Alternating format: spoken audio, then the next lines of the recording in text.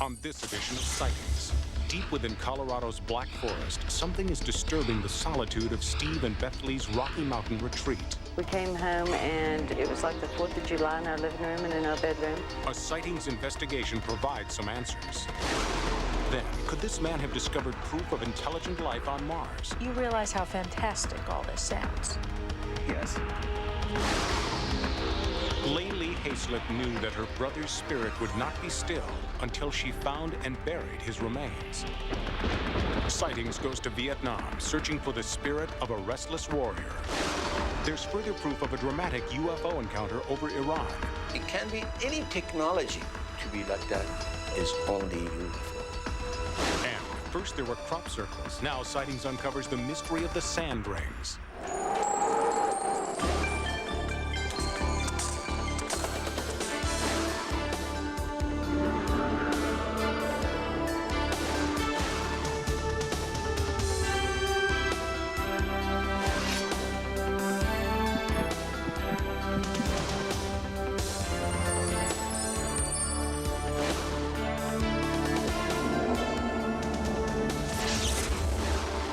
Welcome to Sightings. I'm Tim White.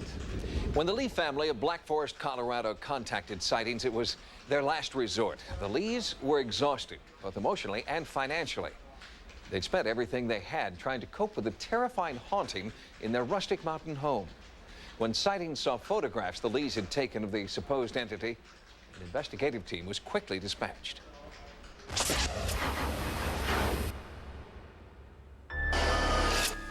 With the majestic Rocky Mountains as a backdrop, Black Forest, Colorado seemed like a picture-perfect destination for Steve and Beth Lee.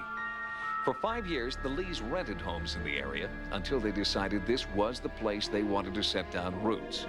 Strangely, as soon as they made the commitment to stay, the paranormal force wanted them out. We came home and it was like the 4th of July in our living room and in our bedroom. We had all kinds of lights flashing through. We would hear people walking, or it sounded like people walking across the roof. We would lay in bed at night and hear chains dangling. One night we woke up and we heard orchestra music. Just strange things started happening. The Lees did not immediately assume that this was the work of a ghost or a poltergeist. They searched for a conventional explanation. A sophisticated burglar alarm was installed. Security cameras surveilled their property. Beth hired private investigators and queried state and federal agencies. So far, these efforts have added up to more than $30,000. We've basically used all of our savings. We've used all of our things we ever invested. We've used the college funds, the whole works, trying to figure this out.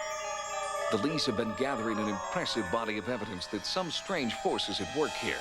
There are audio tapes of inexplicable noises, statements from multiple eyewitnesses, and bizarre photographic images. Things started coming out in the photographs, and which I thought it was a light leak and, camera messing up. So that's when I changed cameras and started taking a lot more pictures. I took a picture right over against my wall, and when we got it back, it had some fog in it with an image it looked like of a face. I'm getting the same image in the fog outside the house and in front of the house and back, no matter where I take it. The images contradicted the Lees' belief that the disturbances were caused by electronic interference, atmospheric conditions, or intruders. These photos convinced them to search in a new paranormal direction. When Steve Lee contacted Sightings for help, we called in longtime photographic consultant Edson Williams. Williams is an expert in creating special effects on film. He is trained to detect trick photography. Of all the pictures I saw, this is certainly one of the most curious. It would be difficult to recreate that dot on a single exposure. This dot caught my eye because this is the only instance where there's both a hazy aberration and a very sharp dot. And also these are indoor. This is the first and only dot I've seen that was inside the house. This image was probably the most interesting of all the images to me. It has a light beam that seems to be emanating from the ceiling. It has a slight glow around the top, and the light has a slight bend to it, which also I thought was very, very interesting.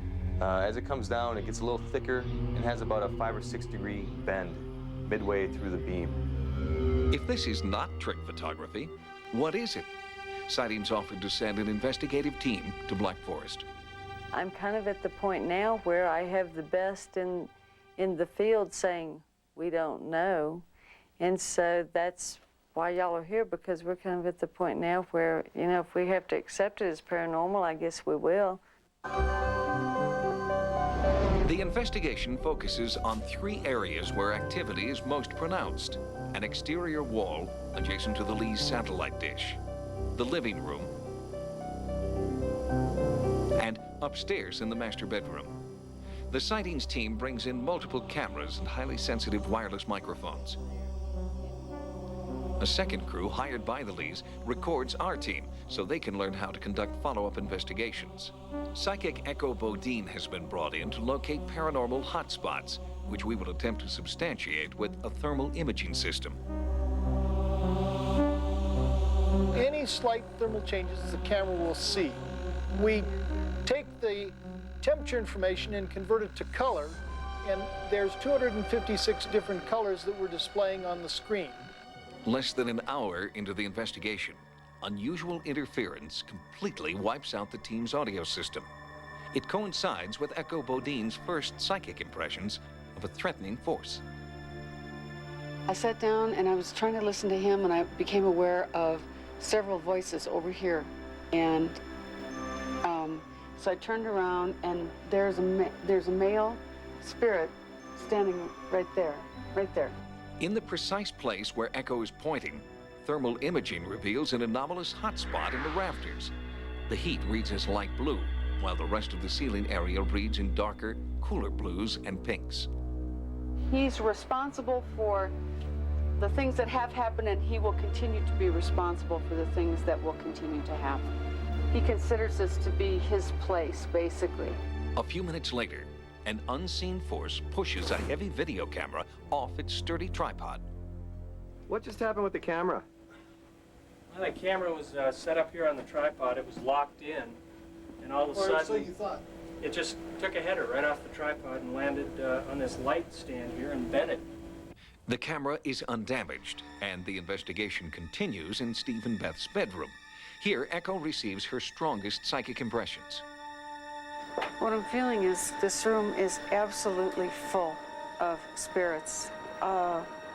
This room attracts spirits from the past. This is not a restful place. This is not a restful room to sleep in. Again, there is physical evidence of an unexplained intruder. A slow, hollow thumping is picked up by a police scanner in a corner of the bedroom. It's also picked up by the Sightings audio operator and by Echo Bodine. It is unlike any kind of known electronic interference. Steve turned on his scanner, and initially we heard that exact same noise, but now we're hearing something else, and it started out really slow. It sounded like sort of like footsteps, and now it's gotten a little faster, and this is how it sounds. This is compelling evidence that some kind of physical disturbance is affecting the Lee home. But the force seemed to be most evident in the emotional effect it had on members of the investigative team. I, for one, would like to get out of here. In the living room, Echo is asking Beth to recall some of her feeling of terror and anxiety when the feelings return unannounced. All of a sudden, I felt like something was just holding me, and it was cold, and I wasn't sitting, I wasn't standing, and I couldn't breathe. And I was lightheaded, and I feel just like that right now. Yeah, like it was almost like somebody opened up a they just winter kind door. of, but they're holding you and kind of going again, like right here. this. Here, it's growing again. Yeah. It's getting bigger again. Unbelievable. I have got to move for just a second. It's really strong. I've just got to get away from here. Strong. Oh, wow. presence here. Unbelievable. With the emotions, there is more electronic interference. There seems to be a connection, and the team decides to move outside to the area between the living room's exterior wall and the satellite dish. It is here that the intersection of the physical and the emotional overtakes a member of the Lee's camera crew. What's wrong, Sherry? So that it'll release her. I can't explain my arms. My arms feel... It's going inside of her, is what Echo said. It's in my chest, my chest, my arms. Echo told her to keep saying, clear me now. Keep talking, Come on. I'm clear. Let's get the bed again going. Okay. What is it? All right. What is it? It's okay, Sherry, don't. Sherry. Don't. It's just what they want you to do. Stay calm. Stay calm. I want to go away. It's okay. It's like it's an energy that's pulling on me, and the same time it's pulling on her. What is it? As soon as she left the house, the terror subsided and was completely gone less than 24 hours later. It's a phenomenon that Echo Bodine believes is a direct result of the more than 20 restless spirits she believes are trapped inside this house. On a 1 to 10 scale, it's a 10. The activity is monumental. This preliminary investigation confirms what the Lee family has felt for more than a year. But more work will have to be done to determine why their home is being targeted and what it will take to appease the spirits here. Mainly, I just want a normal life again and to get it past us and get on down the road. Since our investigation, the unseen forces inside the Lee home have turned violent. Steve Lee recently sent us this photograph of a large scratch across his forehead. There was no scratch on the negative. The following day, as this home video shows, Steve developed a large, painful welt on his forehead. His doctor can't explain the cause of the injury. The Lees believe that this welt was caused by violent energy directed at Steve by an evil spirit within the house. They have agreed to update sightings if this strange phenomenon continues. And we will continue to update you. Next, if there's life on Mars, is there a human connection? I'm absolutely convinced we're related to other beings elsewhere in our galaxy.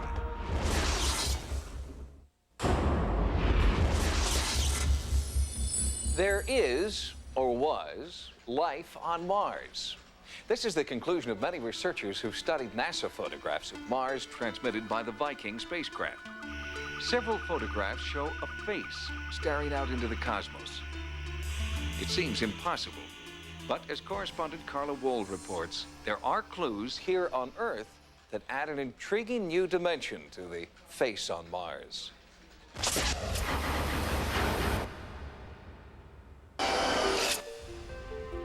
Here in the countryside of south-central England, in a hamlet named Avebury, stand 5,000-year-old stone structures of unknown origin. There are also circular mounds built for a purpose no one has deciphered. But now, an intriguing new theory suggests that these mysterious monuments are connected to similar formations on the surface of Mars. The complex on Mars is exceedingly important in my view because it's highlighted by the presence of the famous face on Mars, which acted as a beacon and probably attracted our attention to the whole area. David Percy is an author, filmmaker, and paranormal researcher. He believes that this face is not a trick of light and shadow, that it's part of a vast complex of Martian structures created by intelligent life. This is the whole of the complex. Over here to the west, we have an area which we call the city. And over here to the right is a crater. And beneath it, down here, a spiral mound. And over to the west, a pyramid which is 5-sided. In 1991, while researching the Avebury crop circle phenomenon, Percy made a startling connection. I took an Ordnance Survey map of the area and superimposed it over the NASA photograph, the complex in its entirety, and found that it matched. The most striking match was made here, at the famous Avebury Circle.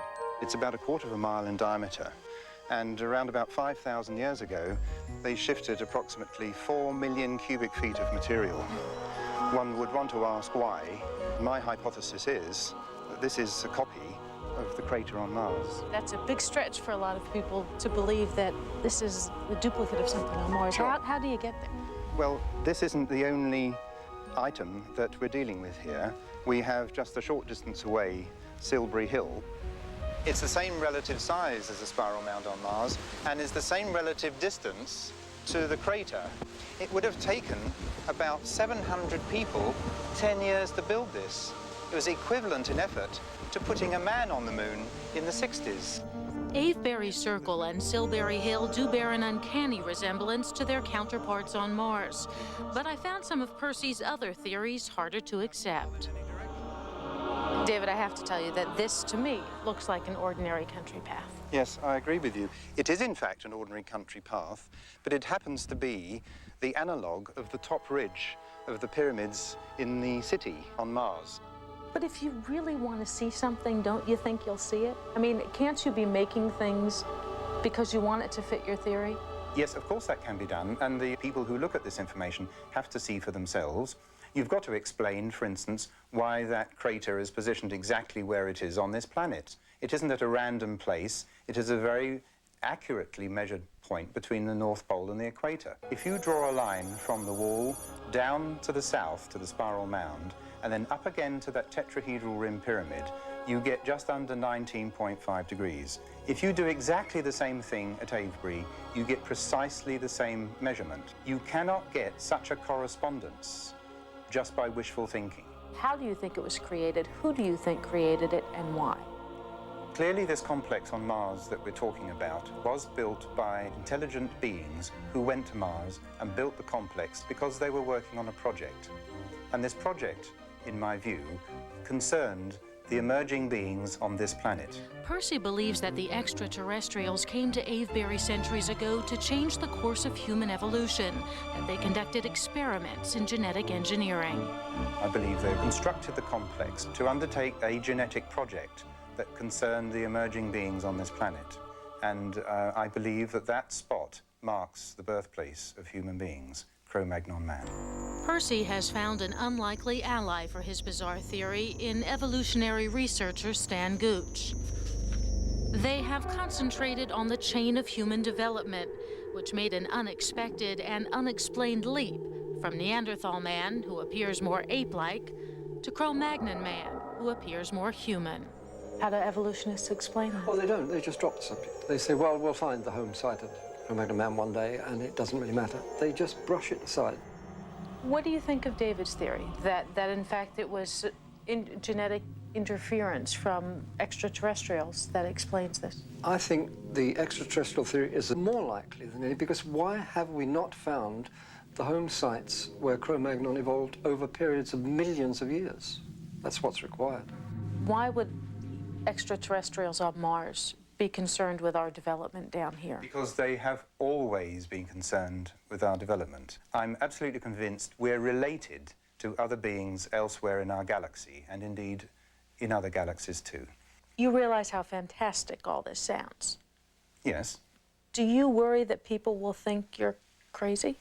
No, because I believe we will actually be able to go to that site and see the things that they were doing.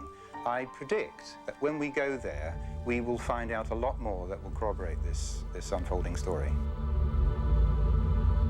NASA agrees that the Viking space probe has made significant scientific contributions.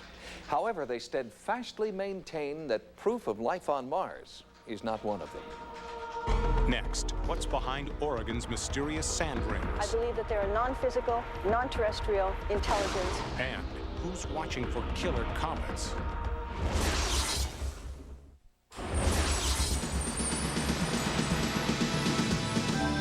Now, here are some of the stories Sightings is following in the news.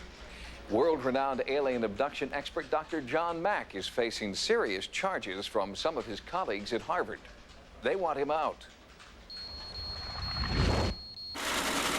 At Harvard University in Cambridge, Massachusetts, Pulitzer Prize-winning professor of psychiatry John Mack is embroiled in a fight for academic freedom, unprecedented in the school's 360-year history, all because of this book on the alien abduction experience. I believe one has to expand our notion of the possible and the real to even begin to take this in. Dr. Mack's book is a case-by-case study of his own patients' encounters. It was a little gray being, and it seemed to be female just the way it was sitting. As his book earned increasing publicity, a faculty committee began questioning Dr. Mack's psychiatric methods. Despite more than 30 years teaching at Harvard, Dr. Mack was threatened with expulsion. The number of the people who have gone forward to work with me, with the media, in connection with my book, have in fact been threatened with loss of their jobs, and people have actually lost their jobs. After a year-long investigation, John Mack was permitted to remain at Harvard, with the warning that his future studies must be, in the panel's words, more scholarly.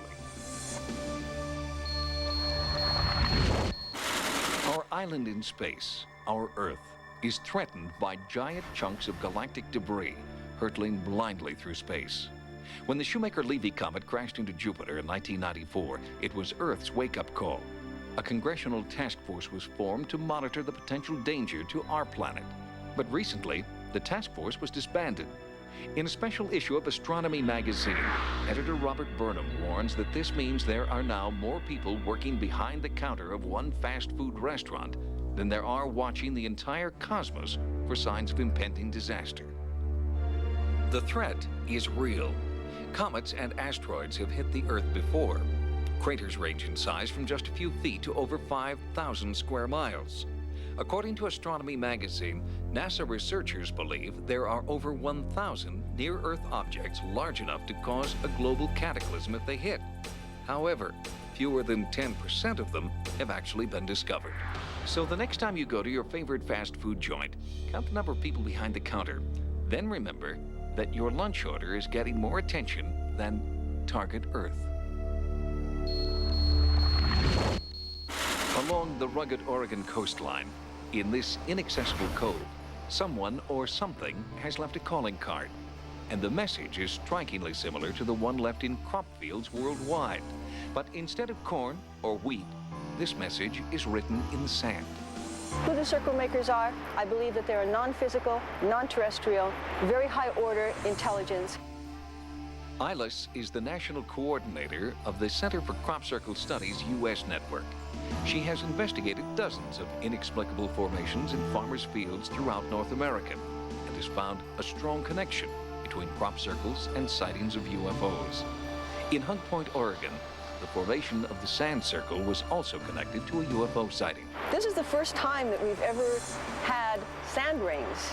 Certainly on the beach, it's the first time in sand at all. There was a light seen offshore the night before the sand rings were discovered in the area here. This area is under the high water line twice a day. Further study and more photographic evidence is impossible. As quickly as it appeared, the Hug Point sand ring was gone, washed away by the tide. We'll have more stories from the news next time. Now, here's what's coming up on Sightings. Layli Hayslip's book inspired Oliver Stone to make Heaven and Earth. Now, Sightings investigates the frightening story of a restless spirit that haunts her family. Later, Iran's top military command speaks out about a dramatic UFO encounter.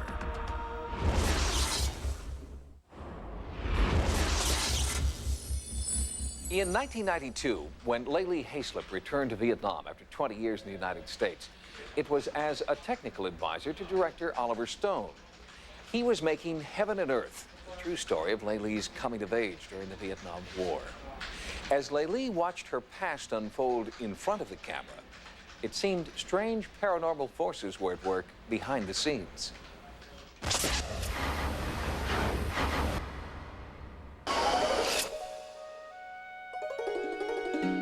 She was a young woman when she left Vietnam as the bride of an American. Now, Layli Hayslip returns to her homeland with director Oliver Stone. This house here is not supposed to be there on film. Layli's story will become the movie Heaven and Earth. And on this trip, she is guiding the cast and crew through her childhood village and introducing them to her family. Now, this way she remembers. They are here to learn the details of Layli's girlhood that will bring the film to life. It is a rare opportunity for actress Joan Chen to meet Layli's mother, whom she will portray in the film.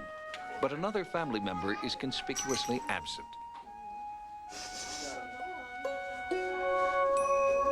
His picture graces the family's altar.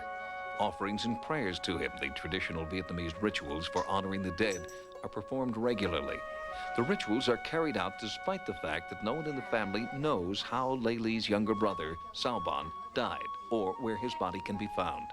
Drafted by the Viet Cong, Sauban vanished in 1963. He's not been heard from since, except in the supernatural visions of Lei Li's mother. Nearly 30 years after her son's disappearance, Lei Li's 84-year-old mother tells her daughter that Sauban has returned in spirit. She describes an eerie visit from a snake that followed her around the house. Then there was a sickness in the family that could not be treated, two traditional Vietnamese signs that a restless spirit is present. Snake to us is a very symbolic. It's something is powerful, something that represents on the other side. Lei Li is unsettled by the possibility that Sauban is not at rest. This trip is no longer just about making a movie. He's my mother's favorite son. We always feel like he's so there with us. Which is my mother very much aware that he's not happy with where he is right now. He have come many times as a spirit, but just like a human body, just like a shadow, and have come to her many times. And sometimes let her know that he is present, and sometimes he didn't allow her to know that he's there, but he's there very often. She missed him so much, and so he came.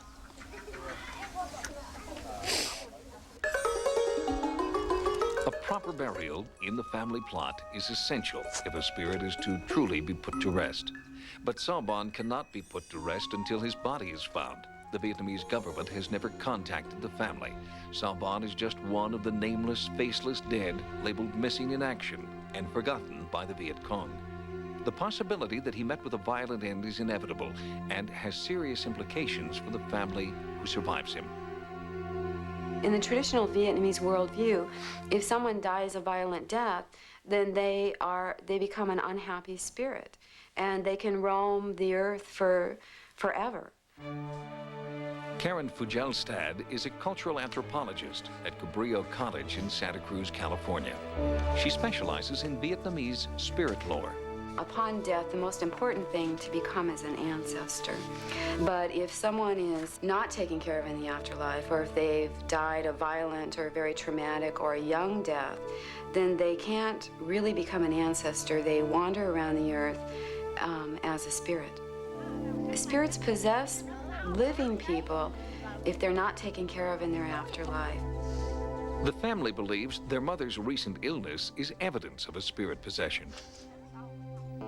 When a medical doctor fails to diagnose her mother's illness, Lei Li agrees to the traditional Vietnamese approach. The family goes to a psychic. And the psychic said that his soul has to tell us that he wants to remove where it's right now. Usually it's not happy until it's buried properly. The practice of communicating with the dead is a long-standing mainstream tradition in Vietnam. Westerners looking at this landscape, the Vietnamese warned, can only see a fraction of the forces at work here. If you could actually see what the universe was comprised of in the countryside, then you would see living people going about the business of their everyday lives. But you'd also see spirits everywhere. You'd see spirits in the water. You'd see spirits in trees. You'd see spirits by beautiful rocks. You'd see ancestors hovering around every single house. And you'd see goddesses and gods and, the spirits of ancient kings and queens.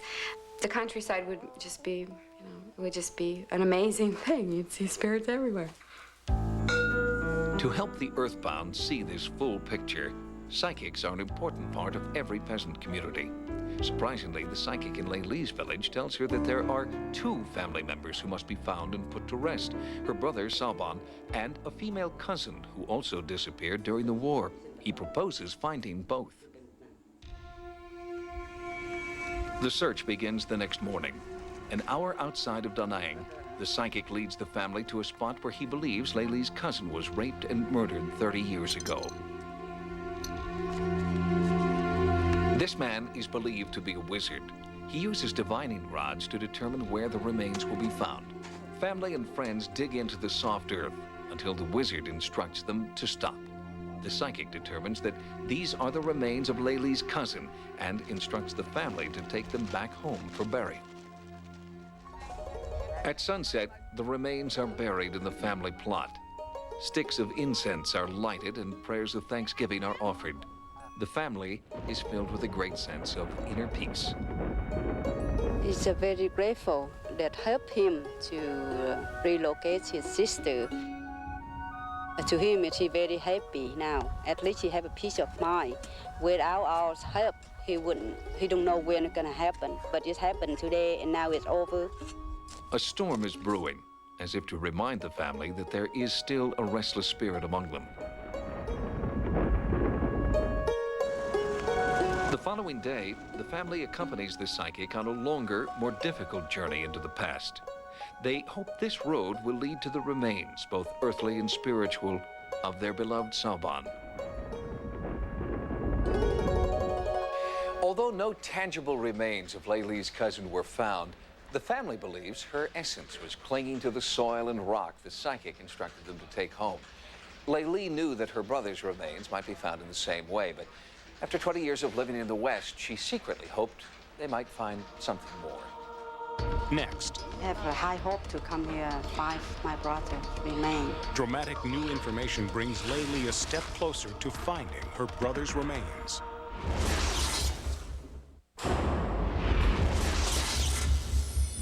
Laylee Haislip's supernatural odyssey began when she returned to Vietnam as technical advisor for Oliver Stone's movie Heaven and Earth. Laylee's mother felt that she was receiving disturbing visitations from the spirit of her son and Laylee's brother, Sauban. He'd been missing in action since the 1960s. With a Vietnamese psychic, the family traveled across the country in search of the remains of Sauban.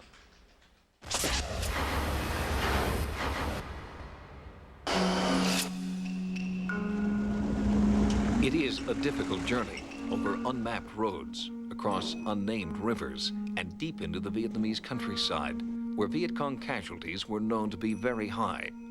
It is a route predetermined by the psychic's vision, and the route leads to an area where, locals tell the family, many Viet Cong were killed.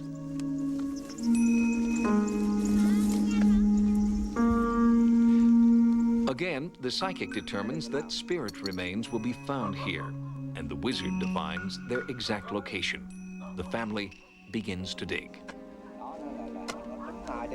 Temperatures climb to over 100 degrees. A crowd gathers to watch the dig, but there is nothing to see. Again and again, the psychic and the wizard are drawn to this spot, but the earth yields nothing that can be named Sauban. The family is devastated. They had hoped to discover the remains of Sauban. They had hoped this was the end of the road. Hope to come back here again and find him. I have a high hope to come here, find my brother's remain. Again, the heavens seem to send a message. Don't give up, push on. This is the message the family hears in the wind.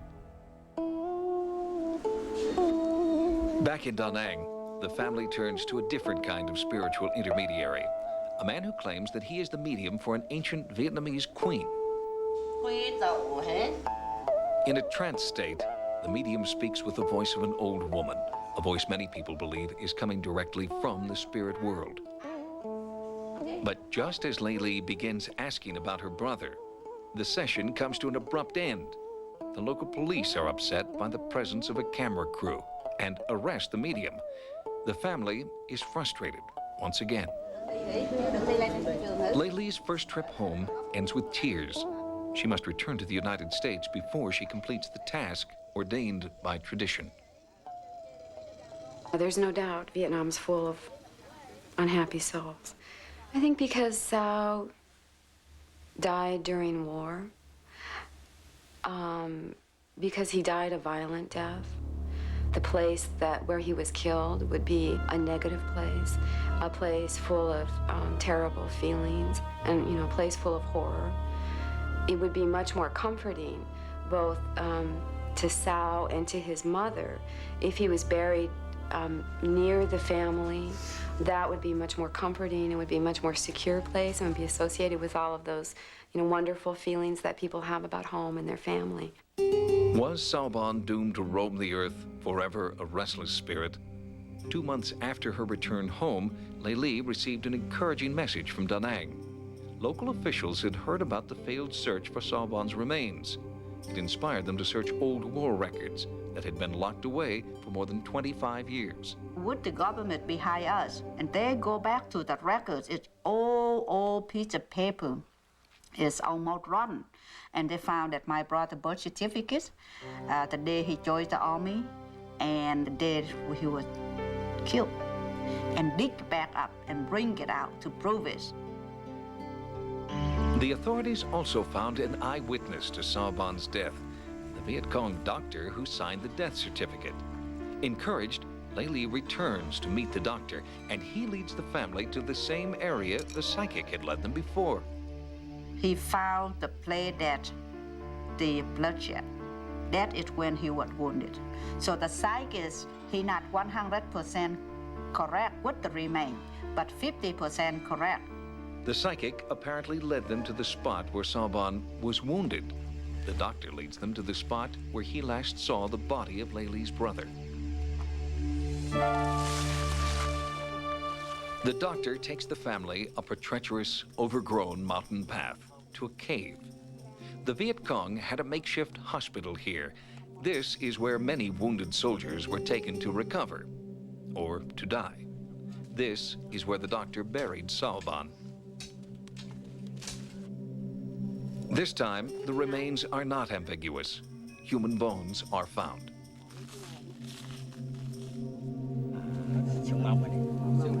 A military official certifies that these are the remains of Salban. Leili, the bereaved sister of a Viet Cong soldier and the wife of an American, is overcome with grief. The whole time I was thinking, who was the person that killed him? Perhaps maybe I made love to that person, I fall in love with that person. I love that person, I hate that person. And yes, me and my sister, we make a living by $1 of the U.S. In the same time, my brother wounded and killed by the U.S.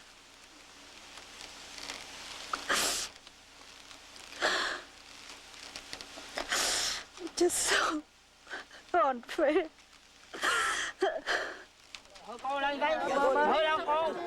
Salban is buried the same day in the family plot.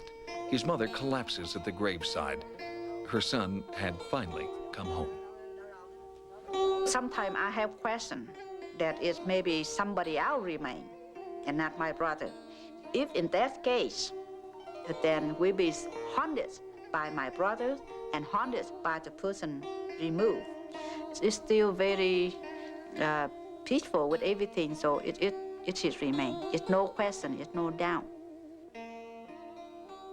Since the burial of Salban's remains in the family plot, Leili's mother has stopped having her disturbing visions. For her family, decades of waiting and wondering are finally over. They're the lucky ones. It's estimated that more than 300,000 civilians and soldiers on both sides are still missing in Vietnam. Next, one of Iran's most powerful generals breaks his silence about UFOs. UFO exist, and they're trying to get contact with all of them.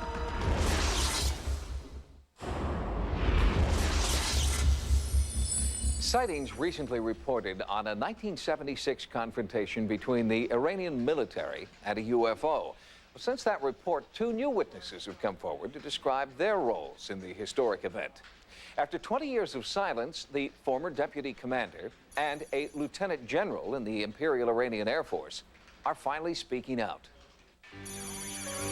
As recreated in this Iranian television documentary, On September 19, 1976, an enormous UFO was tracked across Iran by the Imperial Air Force. In an exclusive Sightings interview, former Imperial Air Force Generals Nader Yousefi and Mahmoud Sabahat described the tense scramble mission in which an F-4 fighter jet chased and attempted to engage the UFO.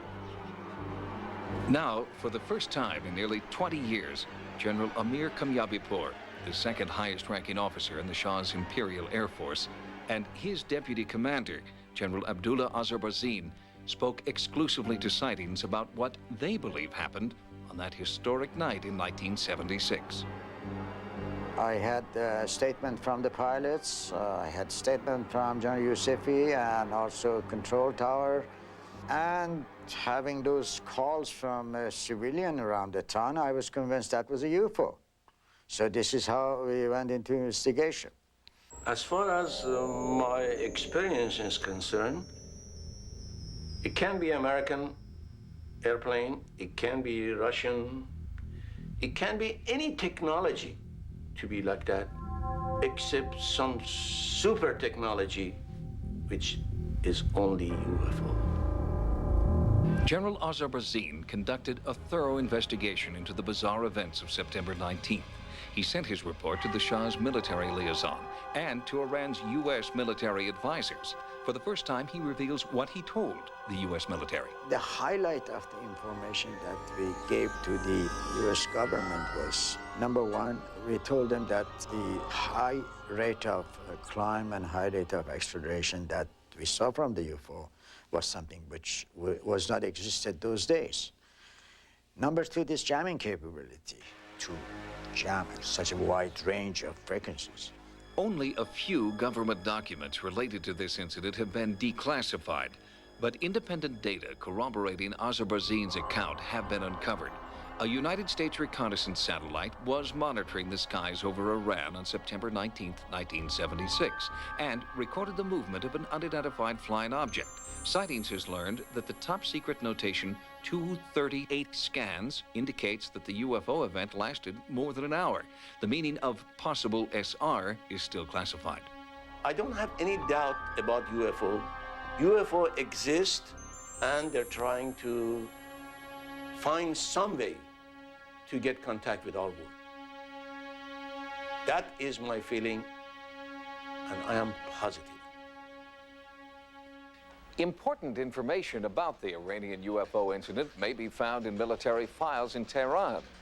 But since the ouster of the Shah, the military personnel in this report have been stripped of any privileges or access they were entitled to in Imperial Iran. Until further notice, the door to this case is closed. If you've had a paranormal experience, please write to us at Sightings.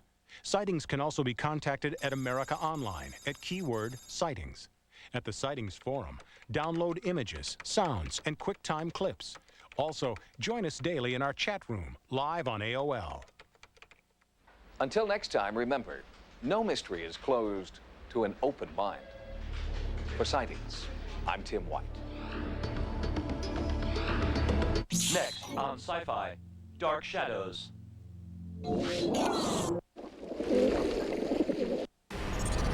Are we dealing with an epidemic? A bold experiment. We recombine termite and mantid DNA to create a biological counteragent. Becomes a deadly mistake. They were designed to die. They are breeding. But how do you destroy it? When you've created it. Mira Sorvino. Mimic. Saturday at 7 p.m. on Sci-Fi.